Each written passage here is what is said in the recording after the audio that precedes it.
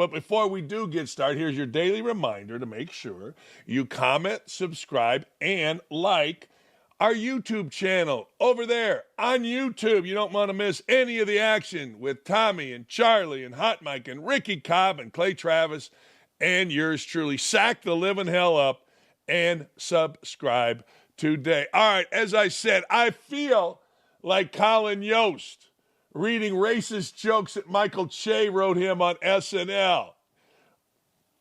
I don't go downtown. She is anyway. White excellence. Oh, man, I can't do Yost as good as Yost does. White excellence is all the rage, according to Skip Bayless. Yes, that's right. Skip Bayless is talking about white excellence and the white baller. He believes McClung, 3-time slam dunk champ, and other white athletes need credit for shattering the mold. Oh, boy.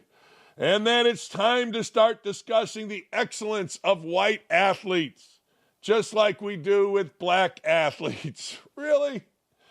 Really? See, I don't know. I'm going to say this.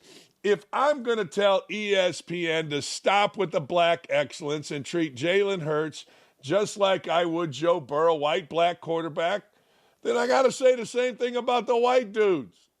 Honest to God, I don't care. Maybe it's just me, but I'm not sure I know anybody that cares other than to make fun of a white dude that's not in the NBA winning the slam dunk contest. Charles Barkley famously said it a few years ago when Brett Barry won the slam dunk contest, a white dude. He said, man, the world's all upside down. The NBA's best dunker's white and the PGA's best golfer's black, talking about Tiger Woods. I don't know. That was funny. And we got to learn to laugh at ourselves, but I don't think Skip Bayless is being funny here. Here's Skip Bayless talking about, of all things, white excellence in sports. I watched McClung win his third straight NBA dunk contest. Unbelievable. And I started thinking about what Caitlin Clark is doing in women's basketball and what Cooper Flagg is doing in men's college basketball and what Cooper DeJean is doing at cornerback in the National Football League. And by the way, what Brock Bowers is doing at wide receiver in the National Football League. These players are doing things white players haven't been able to do in a long, long time. Things I was skeptical about ever seeing white players do at all. I don't know any white commentator who's been more outspoken about racial and social justice than I've been over the last 20-odd years. I have constantly pointed out that black players in football and especially in basketball have consistently proven to be, for the last 50-odd years, generally better than white players. Generally better than white players over the last 50 years. Obviously, hasn't bothered me a bit that the NBA I have fanatically loved for about 50-odd years has been as high as 80% black players. Hey, if black players are the best players, I just wanted to see them play. I certainly never needed equal representation for white American players. And I dare you to find anybody who loves the NBA more than I have for the past half century. I dare you. All right. I dare me too. I don't know. Maybe it's where I grew up or coaching basketball. I just don't see it that way. I see it as, man, why don't the NBA good players play and participate in the dunk contest? Play hard in the All-Star game and participate in the dunk contest so we don't have to have some dude who's a great dunker, McClung, who's a great dunker. So we don't have to have some guy that's not in the league dunking and winning contests of the league. That's what I look at. I didn't really care whether the dude's white. I've seen white dudes dunk. I've seen Spud Webb dunk. I've seen big guys dunk, little guys dunk. I've seen Tom Chambers dunk. I don't really care whether they're white or black. Hell, white men can't jump. Billy, whatever his name was, trying to be cool and sing Jimi Hendrix. This is kind of like a joke to me. It really is. Why do we care so much? Why is it such a deal? Like, I get it. Cooper DeJean is a novelty. I do. But we've seen great white basketball players in college, Bird or Walton, but I am going a little bit far back. How about Leitner? That's a little closer. I'm sure I'm missing some. I don't know. If I'm going to get all pissy, which I did, about, oh man, black excellence, fourth quarterback or third quarterback to win the Super Bowl. And I think that's stupid. I'm going to say the same thing about this. Here's more. Here is more from Skip Bayless. Just as I've always acknowledged the dominance of the black athlete, I think now it's time to give some credit to some white athletes who are just shattering the mold. Uh-oh. What happened? All right, we're supposed to give credit to white athletes. All right, good. Okay. All right, here we go. He still isn't getting nearly the respect he deserves, mostly because he is a little white guy and supposedly can't play basketball. McClung can skywalk. He can power slam. He has Jordan-esque hang time. Giannis, you've got no shot. Ja, you obviously can jump out of the gym, but so can this little white guy. Okay. I always wanted to dunk. I did. I mean, look, and this is why maybe I'm crabby about this. Because I could barely touch the rim. I was called the worst athlete to ever play at Indiana University. At 6'5", couldn't dunk. Barely grabbed the rim. All right, leave me alone. Don't at me about it. But the truth of the matter is, I don't care about a white guy dunking. I care that the NBA's best players don't participate, and that's screwed up. I don't care that Jalen Hurts is the third African-American to be a quarterback and win a – I don't care. None of this do I care about. But I like reading it. You're never going to get anybody to say, oh, man, white guys are great, and you're never going to get rid of some of the racism towards black guys in our society. I choose to just watch sports. Damn. Yeah. Hey, I just never thought I'd see the day that Caitlin Clark would become the hottest thing in women's pro basketball. For that matter, I never thought I'd see a Sunday that a white guy would start at cornerback in the NFL. I got to agree with that. No, I do got to go with that. A white dude starting at cornerback, not one but two, and you can't really tell them apart except one. Well, he scored a touchdown in the Super Bowl, but I can get down with that. A white dude playing corner? No. It ain't happening. What's next? White dude going to win the 100-meter in the Olympics? No, there are certain things that maybe you do got to say, okay, I didn't see that one coming, right? But all this other nonsense, you wonder, Cooper DeJean. Cooper DeJean has big-time athletic ability, real quickness, real speed, real strength. You wonder if Cooper DeJean was ever socialized by parents or coaches to believe white kids don't ever play that position. I don't know. I would bet, and I've seen highlights of Cooper DeJean playing basketball, I would bet his coaches said, hey, man, we'll play at every position. You want to play basketball? We'll play at center if we need you. We'll play at forward, guard, point guard. You want to play football? What do you want to be? Running back, quarterback, wide receiver, cornerback, linebacker, safety? I don't care. I mean, think about it. When that kid was growing up, that dude was something. Now, we've all had those guys in our neighborhoods, right? Cliff Jenkins is the guy in my neighborhood. In 6th grade, he was knocking in jump shots from the top of the key. Now, over his head jump shots, not push shots. I don't think he ever played high school sports, but he was great that age. Anyway, now we're supposed to celebrate all the white dudes. I just don't. All right, we are suddenly seeing things from white athletes that 5 years ago I would have bet a lot of money against. It just seems like the long-term greatness of black athletes has forced some white athletes to just evolve. I think this is great for sports.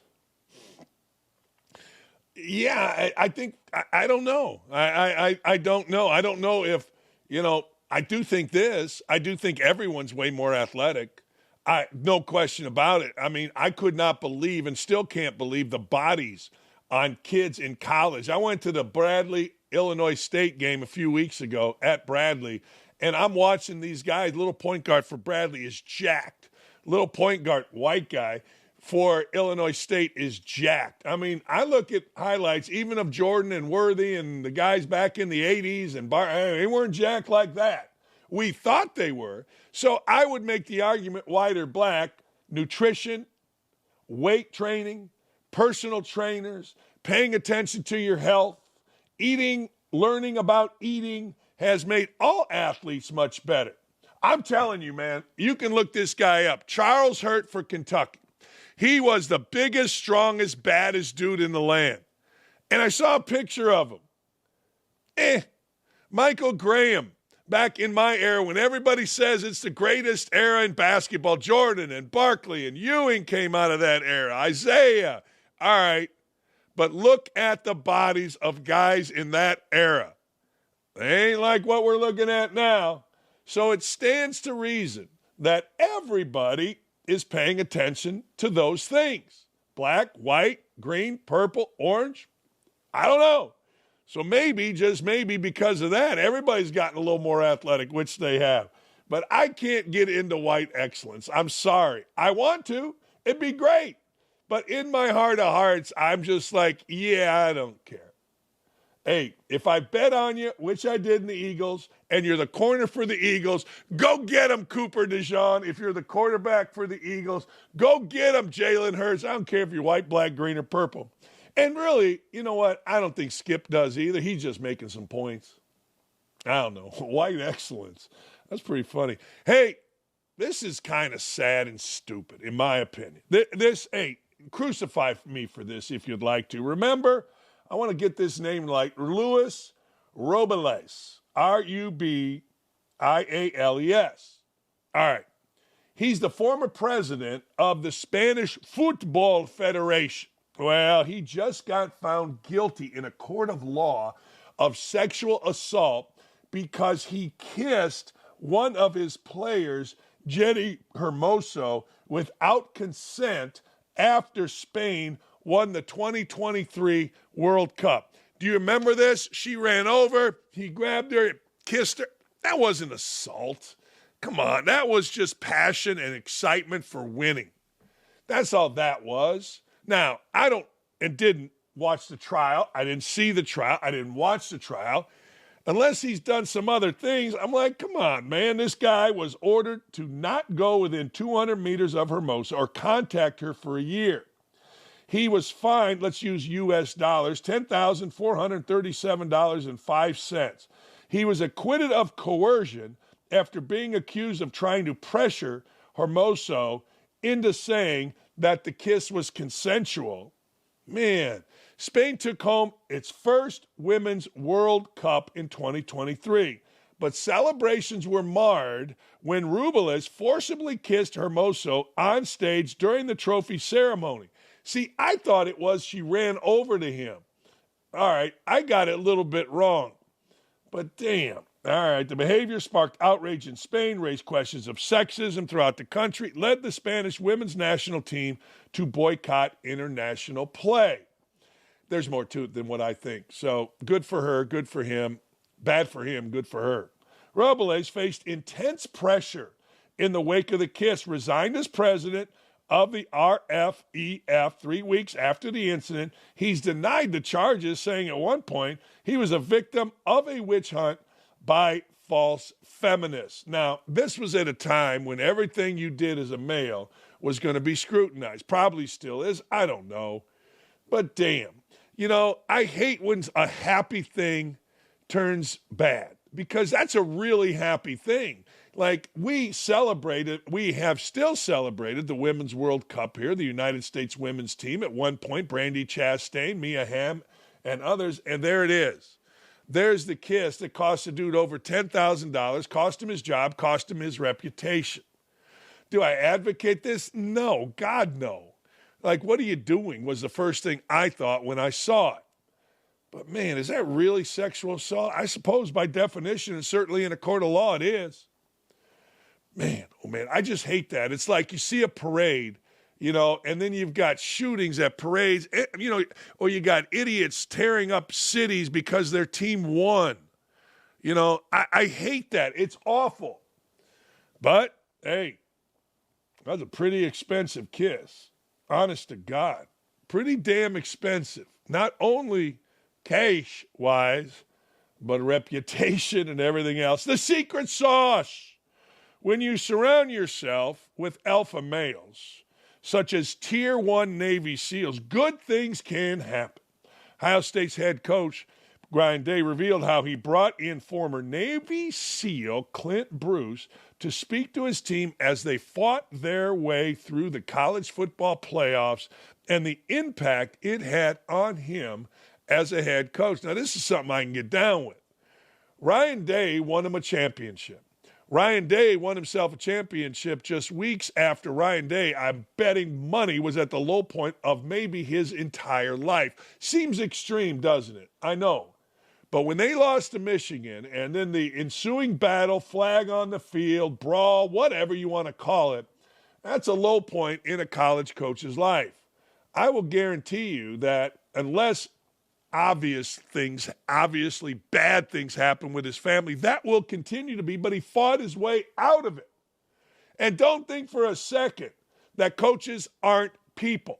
Hell, I've told you before, man, my players never knew, but when we had no chance of winning in my last couple of years at Bowling Green, I got such depression I had to sleep on the floor because I couldn't get out of bed. And it was real. I mean, big real. So Ryan Day, instead of, succumbing, he fought, and he got himself a Navy SEAL. Good for him. He's been really good for me in the process of understanding what it means to be a leader. The soldiers are doing all the fighting. It's your job as a head coach, leader, captain to look along the horizon and figure out what's coming next. There are so many parallels between the military and coaching. This is where you got to be a little bit careful.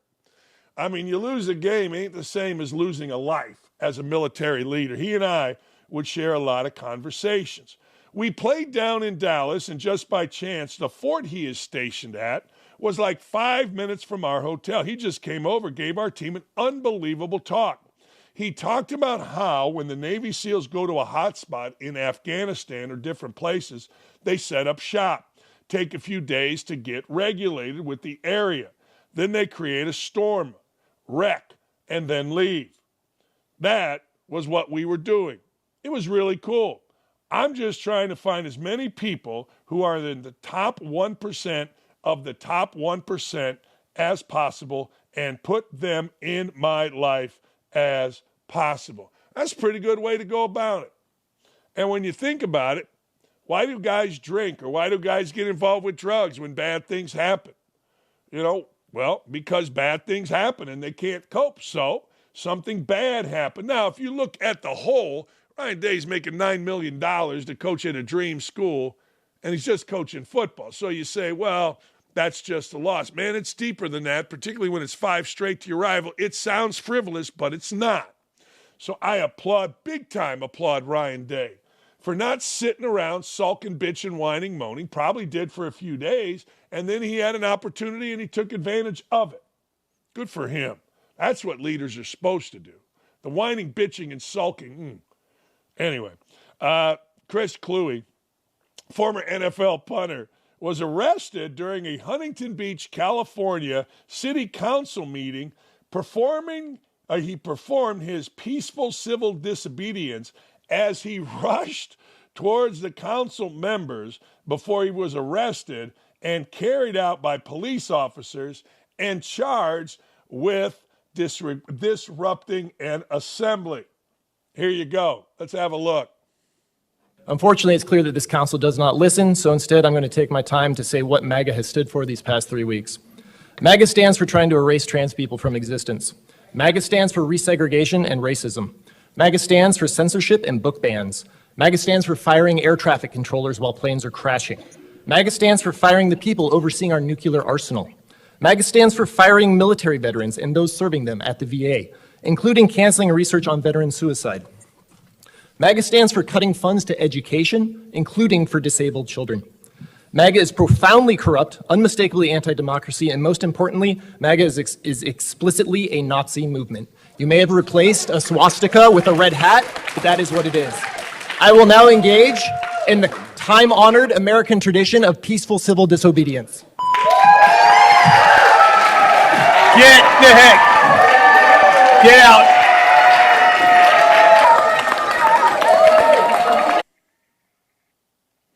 What a hero. Oh, what a hero. I mean, it's the same old, same old. Now, I would have respect for that guy were he up there a year ago, 2 years ago, spewing the same things that he did not like the Biden administration about the corruption, the money, as we've learned, the waste. But guys don't do that.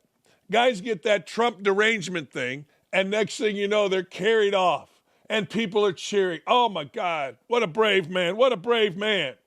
Good for him. Hey, he did what he said he was going to do.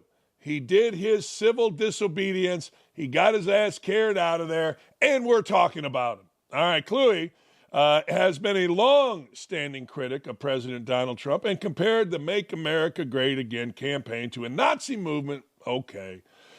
He told the Daily Pilot on Wednesday he wanted other Democratic elected officials to follow him. Okay.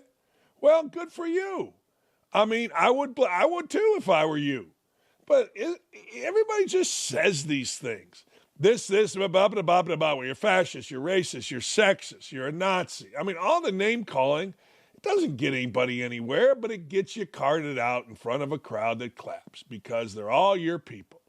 It's the same old nonsense. When you repeat all the same things, we don't listen. Nobody should. Give me, here's what they did that I specifically don't like. By the way, I checked in with my wife the other day to see if her rights have been violated because that's what I heard too. Women's rights will be taken away if Donald Trump is in the presidency. She assured me they haven't. I looked around. I did. I tried to see. No, rights still intact. Speaking of President Trump, well, Gayle King, friend of Oprah. Wonder what that relationship's about. What's Stedman really about? Is that a beard? I don't know. Anyway, Gayle King tried to bait CEO of Delta Airlines into blaming Trump for recent plane crashes, and it really does not go her way. See, what these folks need to do is make damn sure, like a lawyer, that the questions they ask they already know the answer to. That's what a good lawyer does. He doesn't let anybody on their stage that he or she doesn't know what they're going to say. Well, Gayle King didn't know. Gayle King thought she had an ally. Let's take a peek. The Trump administration recently fired many employees of the FAA administration. Do those cuts worry you, and do you think that impacts the safety? I know you just said it's the safest way to travel, but after looking at all these mishaps, a lot of people are very nervous. Do these cuts affect you? The cuts do not affect us, Gail. I've been in close communication with the Secretary of Transportation.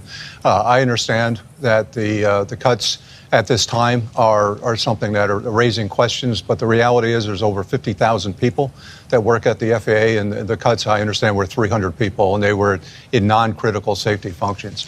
The Trump administration has committed to investing deeply in terms of improving the overall technologies that are used in the air traffic control systems and modernizing the skies. They've committed to hiring additional controllers and investigators and safety investigators. So, no, I'm not concerned with that at all.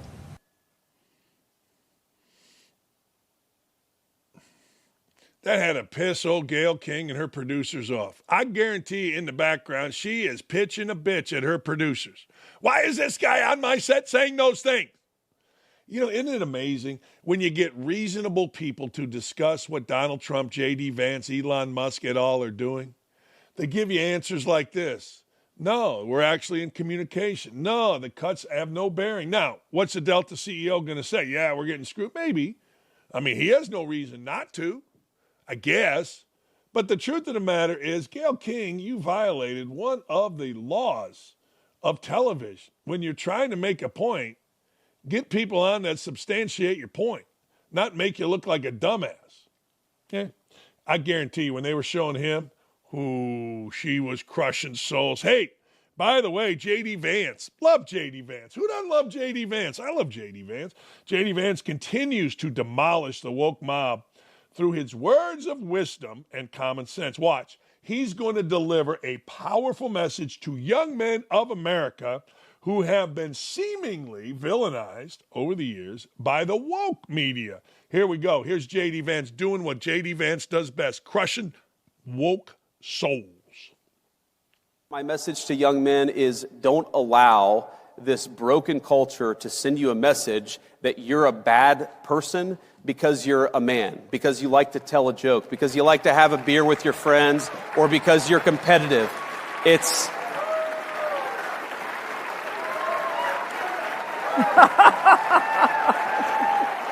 our message, the cultural message, and I think the president's and mine is the exact opposite, but our cultural message is, I think that it wants to turn everybody, into, whether male or female, into androgynous idiots who think the same, talk the same, and act the same. We actually think God made male and female for a purpose, and we want you guys to thrive as young men and as young women, and we're going to help with our public policy to make it possible to do that. Yeah, I don't. Is that Nazism? Is that fascism? Is that awful human beingism? I mean, well, okay, sounds pretty good to me. Now, if I wanted to get somebody from MSNBC on, they would talk about how awful that is, how racist, I'm guessing, how misogynist, sexist, name the ist. I don't know. Seemed pretty damn good to me. You get the ladies of the Views the Views going, and Sonny Hostin, man, this is what they do. This is what the other side does. Listen to Sonny Hostin and compare that with what J.D. Vance just said. Just listen for a second. Don't believe Trump. Yeah. And what he said is that Trump has never really wanted to be president. He actually has always wanted to be king. And he also says that his plan this time is to first play king on television. And if we believe he is already king, we will be likelier to let him govern as a king. So don't believe him. Because right now what we're seeing is he's waving his scepter, his king scepter. Yeah. Congestion pricing is gone. Right. He's waving his scepter. Although I'm pro-congestion pricing being gone, and Whoopi would agree with me. Well, I don't know. I feel like my drive-in has been a little bit easier and smoother. But, he's waving the scepter around, and people seem to think that things are happening by executive order. And I think that is his plan. He wants to run for a third term. Well, frankly, I think.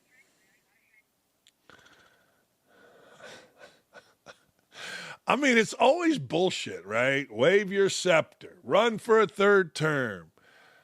All right. I mean, why not just simply give views based on what's real?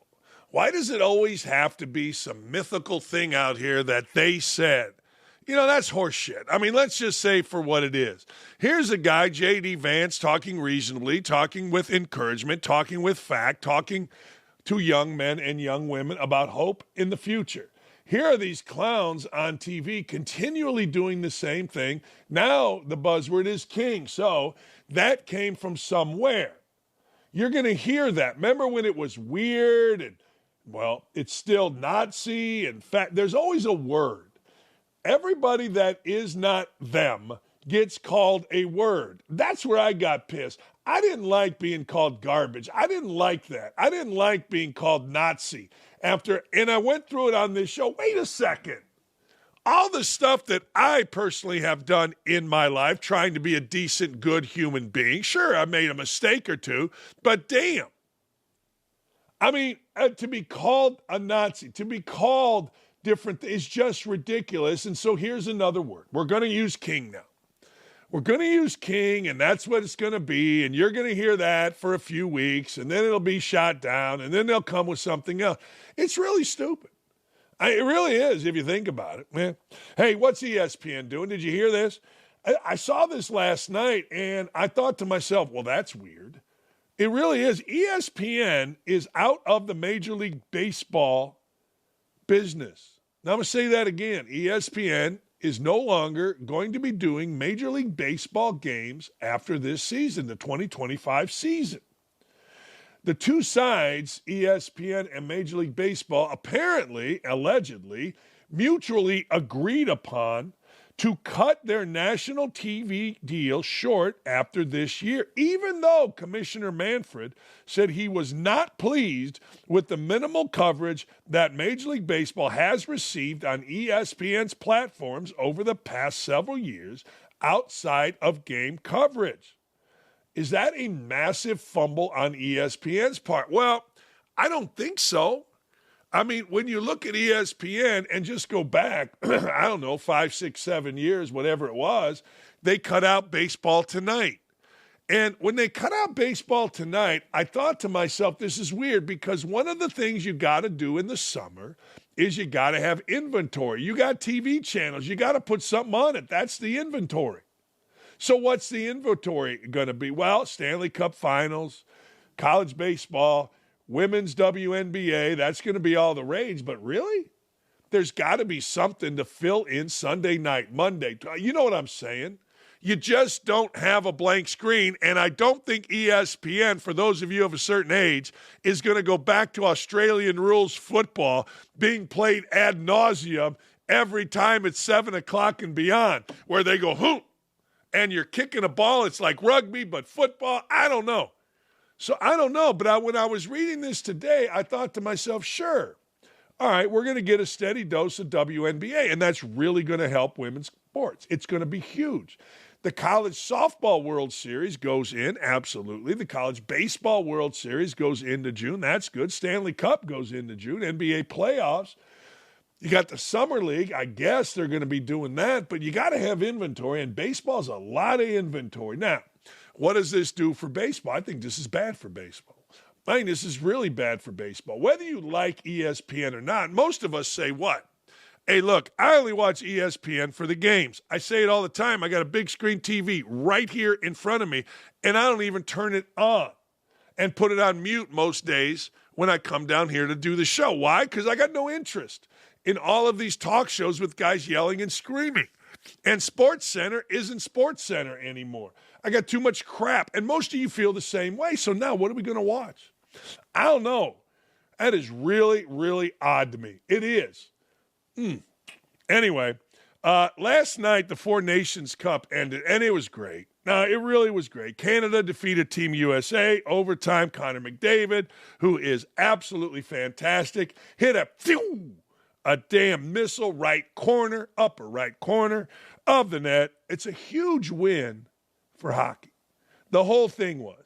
The patriotism. I remember watching not only Jason Whitlock, but others on X saying, yo, this is the first hockey game that I have been excited to watch since the 1980 Miracle on Ice, United States against the Russians. And that wasn't even for a gold medal. People forget. However, I'm with them. I was on a Thursday night, bunch of guys get together, drink beers, play simulator golf.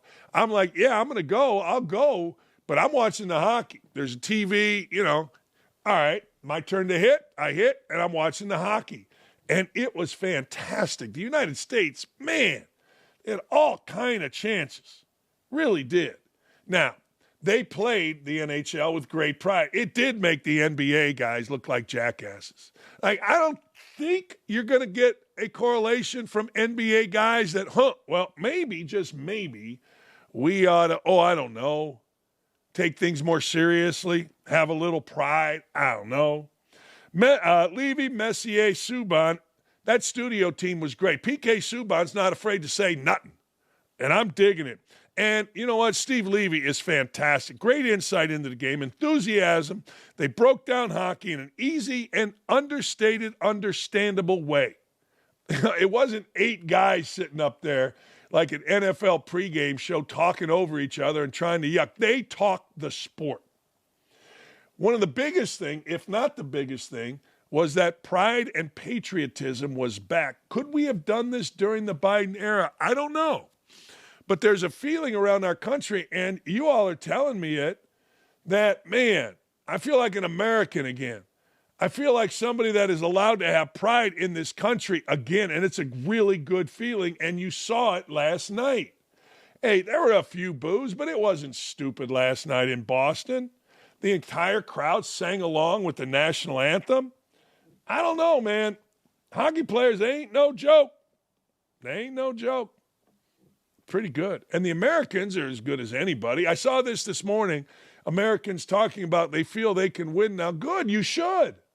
No, that was good stuff, man. It was such good stuff. I got goosebumps talking about it now.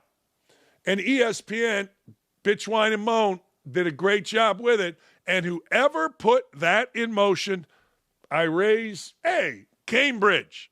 My Cambridge Cup. Didn't even know. Boston. I raise a glass to you. The United States led the way by how we conducted ourselves during both anthems, and the hockey was fantastic. Salute, baby. Salute. That was a blast. See, that's all I want in life. All I want in life is to have my fat ass something to watch. Tonight, what am I watching? Hell yeah, 8:05. I think it's on Fox. Michigan State. They say it's the hottest ticket in Ann Arbor since whenever. I'll be watching. Hell yeah, just give me something to watch. That's why I want the NCAA tournament expanded. Expand that damn thing.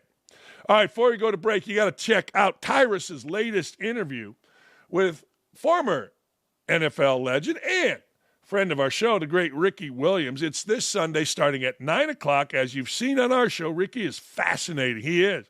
And he got a lot to tell, Tyrus. It's a really good interview I've seen. In this preview below, Williams opens up about how he stepped away from football for a year, helping him gain perspective on life. Make sure you tune in for the full interview Sunday, 9 a.m. Eastern, on the OutKick YouTube channel. Hey, when we come back, our friend Tom Luganbill joins. Because it's a long life. It's exactly. Football is short. Oh, man. Careers are short. And I didn't realize that. And thank God I took that year off because it gave me perspective. You know, I had been in like football. And what happened is I started doing the math. And I was like, if they keep giving me the ball this many times, I'm not going to last long. And then when I'm done playing, I'm going to be all messed up. So I was like, there's things I need to do before I go all in. And so I said, I need to get away.